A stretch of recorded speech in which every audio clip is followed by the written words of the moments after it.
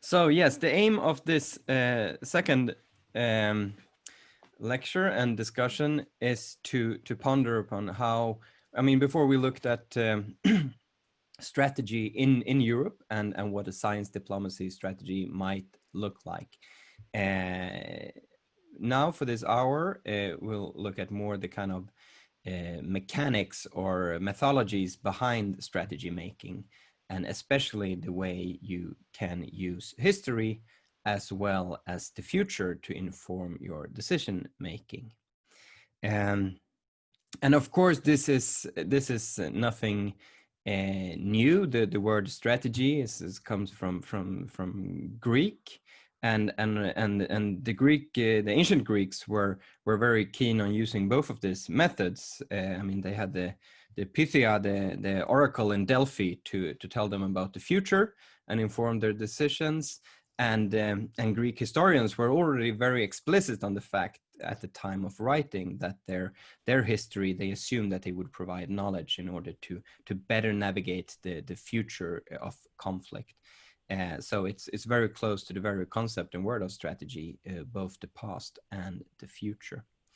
I will start this presentation with an image. Can you see it? I see Antonino. I hope you see it. Now, what is this? Let's have a 20-second competition. Have a good look and give your best guess in the chat function. Sorry. No spoiler. I'm sorry, Björn, I didn't hear the question. What is this that you are looking at right now?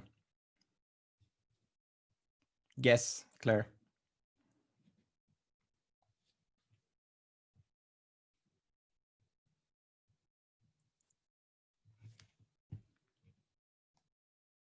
Okay, I think your seconds are gone. I have a few replies here. I'll check them later and we'll have an intellectual winner of this guessing competition. So what are we looking at here? Well, this is a plan, part of a strategy. It's an act of science diplomacy, if you will. So we are in the year of 1800. Sweden was running out of crown oaks, and that's a big problem if you're a war-fighting nation and build your ships out of oak. There was a system of crown oaks, which essentially meant that the king owned all the oaks in the country, and that has been since not the beginning of time, but for a very long time in Sweden, a system of crown oaks. However, by the time of 1800, a series of agrarian reforms has kind of forced the king to give up his right to these crown oaks, mostly because the landowners had huge problems with it. They wanted to sell the oaks themselves, but also they wanted to have a more fertile ground for their harvesting. So they were not interested in having these protected oaks in the middle of a field of something else. So the landowners complained, and eventually we got rid of the system with crown oaks. But Sweden had been to war for about 300 years in the year of 1800. So the crown oaks were mostly gone, and the few that was left were not accessible for the king. So we needed to fix this. So a young scientist was given the tasks to find a strategy about how to secure the future of oaks for the king and the war fighting. And his plan is what you're looking at right now. It's an oak plantation. But not just any plantation, it's a scientifically based plantation. I don't know how much you see of the details here, but not only are the oaks super tall in some parts of the field, in other parts, they are twisted, and with the help of some old mechanics, they are grown into very specific shapes. These shapes represent different parts of a typical hull of a war-fighting ship in the year of 1800. So this was advanced construction of oak material for the ships. And they actually built this plantation on the island of Visingsö, which is in the middle of Sweden, in the middle of one of our lakes, far away from the raiding Russians. So they couldn't burn down this oak plantation, which was a national interest. And this worked out excellent. They grew according to plan and according to shape. There was a slight problem.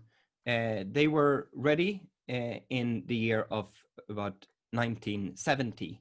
So by then, the general director of the Swedish, I think it's called the Agency for Parks and Woodlands, could report to the commander of the Swedish Navy that, sir, your oaks are ready. And of course, this commander looked at this telegram and said, like, well, it was about 100 years ago we stopped making ships out of oak. And actually it was about 150 years ago since Sweden was in its last war, about 1815. So what can we learn from this lovely oak plantation and this act of science for diplomacy? Well, first of all, the impressive time perspective. You will be asked later on in this afternoon to work with European and science diplomacy looking at the year 2030, so about 10 years from now. And if you feel that that's difficult, then imagine this person in organizing this plantation who knew that it would take about 200 years for an oak to grow into ship grade material. So that was the time horizon after planning. And this young scientist, he didn't do too bad. He made 3 or 4 like basic presumptions, and that was that Sweden is a war-fighting nation. So we'll need this oak. We're in half island, so we need a navy, a strong navy. Also, since Russia is on the other side of the Baltic, we'll need actually a very big navy. That was his starting assumptions. And you could argue that he got like the general geopolitical foundations correct. Sweden still has a pretty large navy. We still worry about the Russians. We're actually building a bigger navy right now. But he got most of the internal politics wrong. The very same agrarian reforms that took away the crown oaks from the king because the landowning class didn't want it. The same landowning class didn't want to send peasants and their workers to fight in meaningless wars.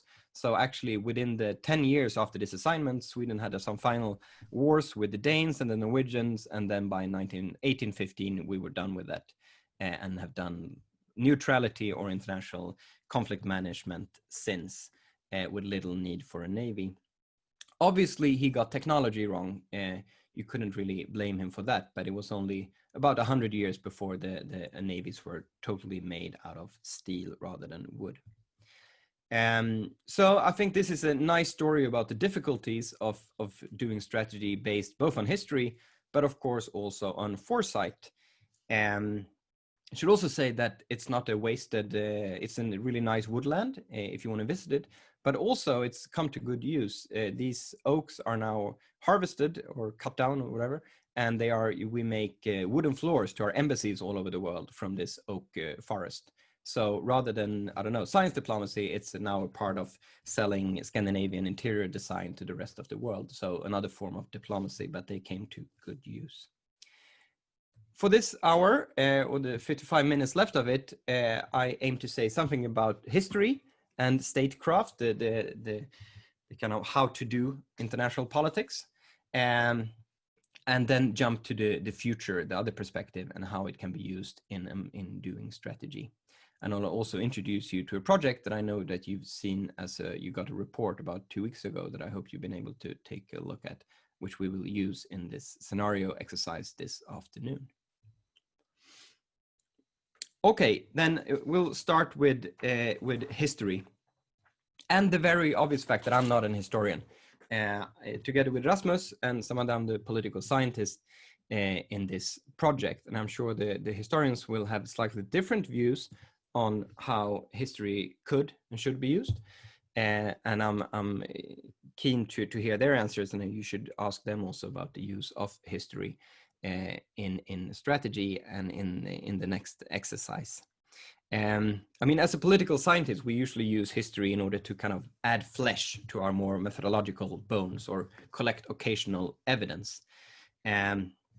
So you can definitely learn from history, but the question is whether you can collect some kind of universal or general knowledge, rules, causal mechanisms, etc. And that's more of a question of epistemology or philosophy of science, which I won't deal with now.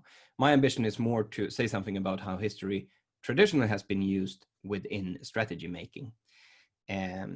And I'm happy if you can have more of that discussion with your case study authors who are much more versed in the use of history than I am.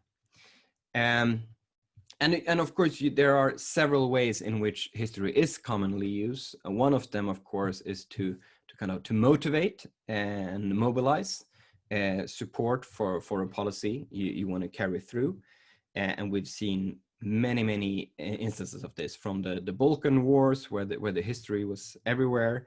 But you can also see it in the daily European Union affairs, how member states use their history as a way to get specific rights or avoid obligations of some sort. And the European Union also uses it externally. And again, to return to Greece, it is often used the analogies to the birth of democracy. And that argument was made also in the Euro crisis, that no, we can't force the Greeks out because they represent a bigger idea thanks to their history, for example. It's a good example of the use of history to motivate and to mobilize. The Bush era and in Desert Storm, the invasion, or later the invasion of in Iraq, history was also made, and the analogies were made to Munich, and not to be like an appeaser again, and the Chamberlain story, but it's been argued that it was actually, they got more of a Vietnam problem that they got, rather than to solve a Munich problem. But that's one example of how historical analogies can work to motivate and mobilize support. Other factor is history as a bias, essentially the unintended use of history or your beliefs tied to history or interpretation of historical kind of truth as you see them. But what I want to focus on today is more history as knowledge, as I think Pascal mentioned yesterday, the command of history in order to address the future and its challenges. And the intentional use of history and historical knowledge and analogies is very commonplace within strategic decision making. Perhaps because people, they learn usually through trial and error, but in the area of strategic decision making, you don't have that many goes. The ordinary person will rarely be kind of in a situation where they need to make or take these kind of decisions. So it's quite common that women and men in a situation in leading position have turned to history for knowledge in this kind of strategy making. And of course, the culture and the kind of intellectual traditions that are at play will affect this as well. I mean, traditionally, the UK politicians has been pretty keen to kind of turn to the classics via Edward Gibbons, etc. US politicians, especially during the Cold War, were very much influenced by the intellectual tradition of realism and the study actually of 19th century European politics, Concert of Europe, etc., Hans Morgenthau, among others. And they had a great influence on US policymakers during the Cold War. So that's an example of how the intellectual traditions will make people more or less keen to turn to history. And Kennedy is a good example. When the Cuban Missile Crisis happened, this Barbara Tuchman had just published her Guns of August, a thrilling story of the first month of the First World War. And Kennedy, he read this, and he was extremely disturbed by the fact that Kaiser Wilhelm felt at the very end that he wanted to stop the invasion, but he couldn't. He lost control, and as you know, World War I kind of started and continued according to a timeline where no one really was in control. At least that's one historical narrative. And Kennedy was struck by this, and he was determined during the Cuban Missile Crisis not to let this happen to his decision making. And he actually sent the book Guns of August to his co-workers, to his embassies, and said that they should read it and learn from it, and learn from history. And his take from history was that I do not want to repeat this automatic kind of escalation. So I want to find all ways possible to give my enemy or competitor the chance of kind of get out of the race or back down. And eventually he used both his family ties and their links to Soviet decision makers in order to solve the Cuban Missile Crisis. So that's one example of the use of history. Of course, for this to work, you need to get both history right, as far as it's possible, but you also need to understand the actual problem that you face, to know to what historical analogy you want to go to for guidance. So obviously history is not a perfect guide, but it can offer warnings, simplifications, advice on the kind of boundaries of actions and possible consequences that is not unlikely, but is difficult to see. And there's this concept of historical sensitivity, which I think is quite relevant here. By an historian, Francis Gavin, who describes this historical sensitivity as a familiarity with the past and its powerful and often unpredictable rhythms. And historical sensibility is less a method than a practice, a mental awareness, discernment, responsiveness to the past and how it unfolded into our present world. Developing this sensibility can provide many benefits and insights to the decision-making maker facing complex issues and radical uncertainty about the future, not least of which is humility and prudence. That's one way of looking at history, which I think is rather sympathetic, but I'm sure the historians in this project and your case study authors have had alternative or other views on history. So be sure to ask them and debate this with them as well. These kind of guiding elements of the past is actually not that different from the guiding elements of the future that you can be helped from. Of course, you will then need to replace kind of historical evidence with your imagination about the future, but to some extent they play similar roles when doing strategy. So we'll jump now to the future and how it can be used. And one way to, in some kind of systematic fashion, try to look and learn from the future is through scenario work.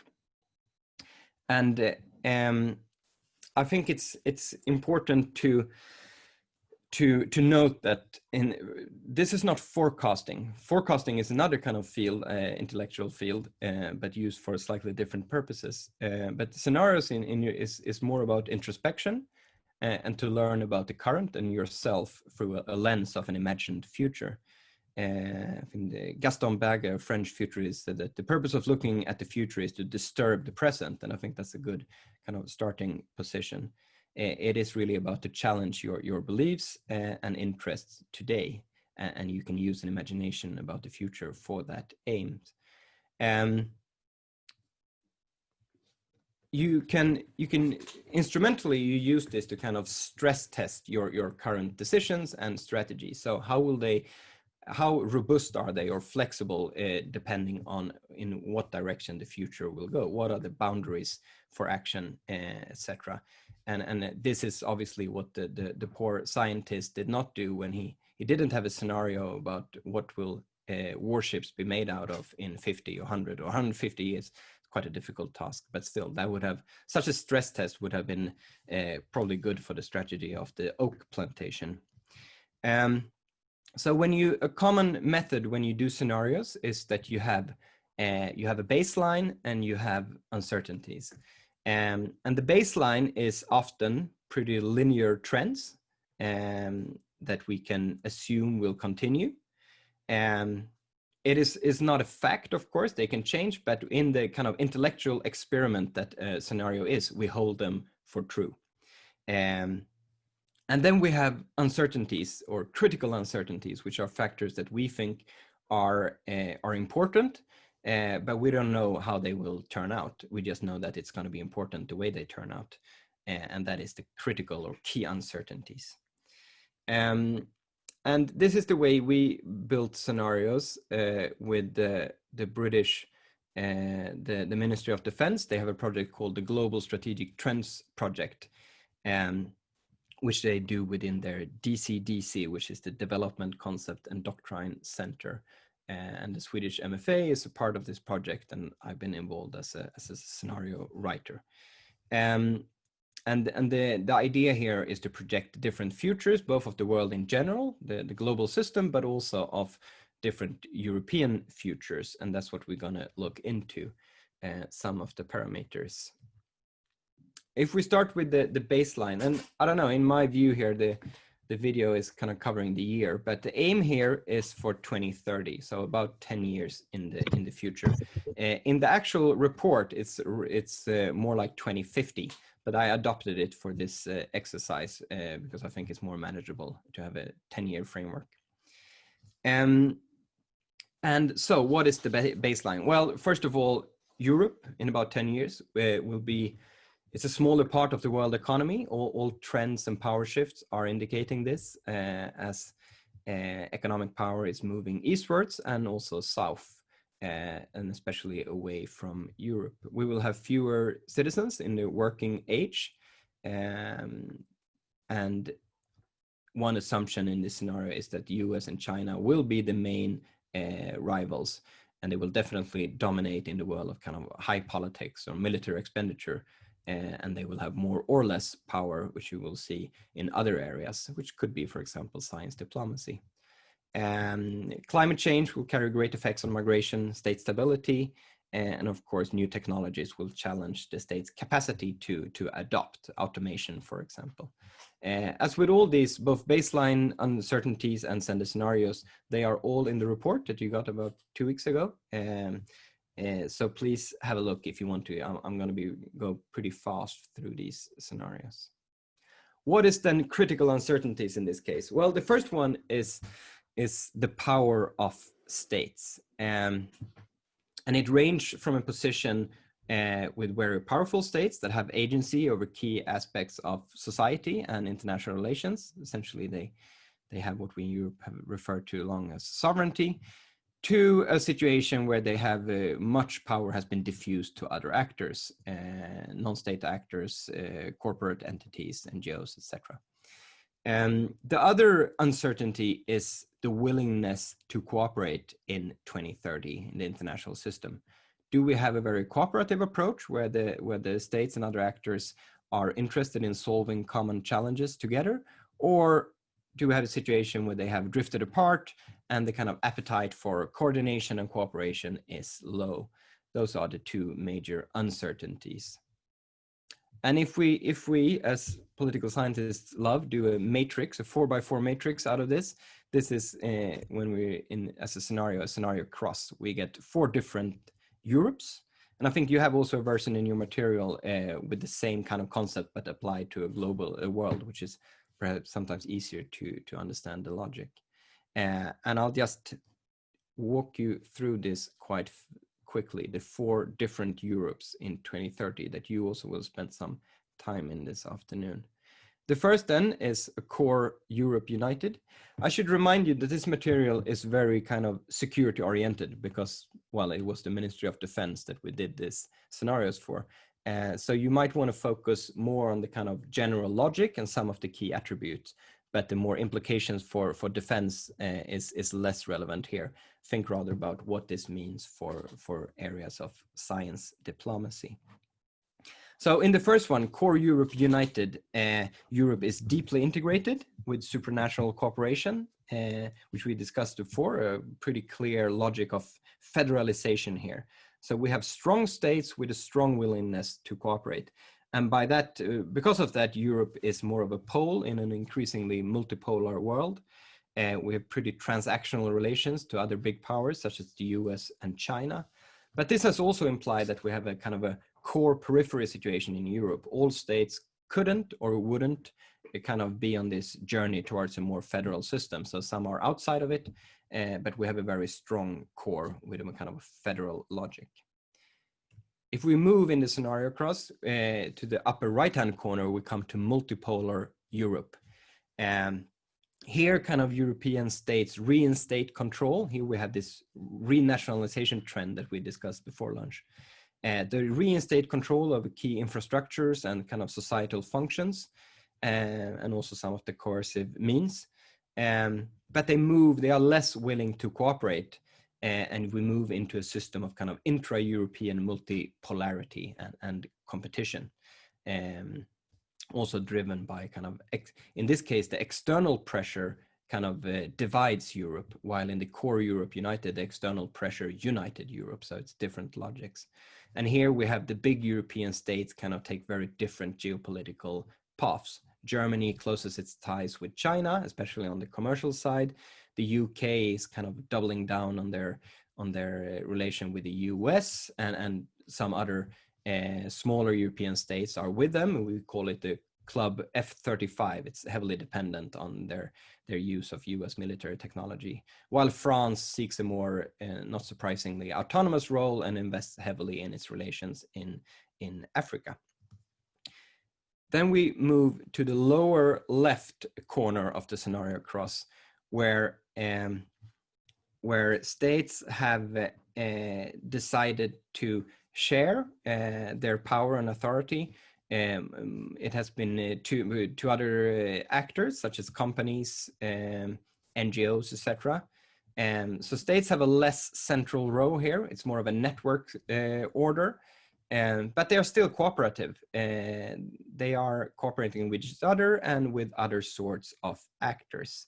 You could say that the kind of global conflict is slightly more benign in this scenario. It's mostly fought out in the economic realm, and I think that's probably the reason why the Europeans kind of dared to establish this kind of postmodern order, you can call it, where the states themselves have less of a role. Here we have very strong economic ties to China, investing lots in this concept of Eurasian connectivity and trade with China. And as I said, lots of authority delegated to non-state actors. And more of a nationalism, etc., is now a marginal phenomenon, and populations and citizens increasingly kind of identify with other sort of transnational interest groups and identities, perhaps as scientists or students or whatever, rather than Swedes, Norwegians, Poles, etc. And then we move to the fourth lower right side scenario of a Europe fragmented. It's actually a bit of a golden rule in scenario making that you shouldn't have what's referred to as a sucker's corner, something that everything is bad. Unfortunately, it's hard to see a lot of positive facts with this scenario, regardless of what kind of political views you have. But here, power has been not delegated, but rather just disappeared from the states, and it had ended up in big corporations, but also kind of other interest groups, criminal groups, etc. States have lost power, and they are not very eager to cooperate with each other or other actors to get any more power or influence. They are in competition with each other over the little influence they have left. So in this scenario, Europe is not a player in the world. It is a playground where other main powers of the world kind of fight out their different interests. And it obviously does not act as one, according to this actorness we discussed before. There is a bit of security cooperation, but mostly on bilateral levels with the US. So that is the four scenarios. And again, mostly from a security perspective, but the general logic can be applied to any policy field. And I want you this afternoon to think about how science diplomacy could play out in these four future European worlds, the four futures essentially. Just a note on what actually, so how do you do strategy? This I just want to show you how you could think about strategies when you have scenarios like this. So what do you do with that information? Well, first of all, it can challenge you, and that's the main purpose. It challenges your assumptions, makes you aware of things that you took for granted, but when you think about the future and the different trajectories, you can understand that some things is actually quite difficult to hold as true. But at some point, if you construct strategies informed by these different futures, you must choose what to address. And this is just a picture to show you how different sort of strategies can adjust to different futures. One is the pink they're all more or less pink. But bet the farm method, that's when you hope for one of the scenarios to materialize, and you put all your resources in that future, whether it's the core Europe United, for example, or anyone else. But you use all your resources in essentially in one future. Or you can hedge, the blue one. Essentially, you use all your resources equally, so you don't lose, but you also don't win a lot, depending on how the future ends up. The black one is kind of a robust strategy. It's the middle of the road. It usually means that you don't do a lot, you don't change anything, but you just build resources that you think, hopefully, are relevant regardless of which future happens. And then the kind of satellite system is that you choose one that you think is slightly more likely or plausible. In this case, scenario 2, where you invest most of the resources, but you have some aspects of your strategy that would deliver also in other kinds of future. But this is just an illustration, also from the British MOD, I should say. I stole it to show how you can think about more instrumentally about strategy when you look at different futures. But I would argue again that the main purpose of looking into the future, into scenarios, is actually to challenge your interests that you have right now and the different kind of options you might have.